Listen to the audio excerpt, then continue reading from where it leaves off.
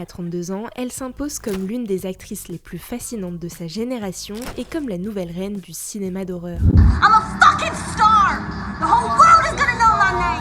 Aujourd'hui, on vous raconte la success story de Mia Goth. Mia Goth passe son enfance à sauter d'un continent à l'autre. Son père au Canada, sa mère au Brésil. Fille d'un couple séparé, elle multiplie les déménagements, change d'école 9 fois en 10 ans et n'arrive jamais à s'intégrer. À 14 ans, elle est repérée à un festival londonien par Storm Model Management, l'agence qui a lancé Kate Moss. Elle pose pour des magazines et des marques de luxe, mais le mannequinat n'est qu'un tremplin vers ce qu'elle veut vraiment, le cinéma. À 19 ans, elle obtient son premier grand rôle, Nymphomaniac Volume 2 de Lars von Trier, aux côtés de Charlotte Gainsbourg. C'est sur le tournage du film qu'elle rencontre Shia LaBeouf. Ils se marient en 2016 à Las Vegas. Leur relation est tumultueuse entre séparation et retrouvailles. Ils ont un enfant ensemble en 2022. En 2015, pour The Survivalist, le thriller apocalyptique de Stephen Fingleton, elle va jusqu'au bout. Pour incarner Maïjla de façon convaincante, elle dort dehors, refuse de se laver pendant 5 semaines et s'astreint à un régime de 900 calories par jour. Une préparation extrême qui en dit long sur son engagement en tant qu'actrice.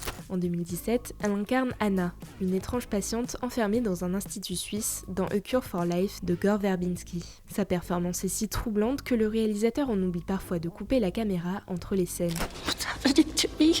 Puis elle rencontre le réalisateur Ti West qui fait d'elle une star du cinéma d'horreur. Elle devient son actrice fétiche et tourne dans sa trilogie Ex Pearl Maxine. Dans Pearl, elle livre une performance remarquée et sa danse finale devient iconique.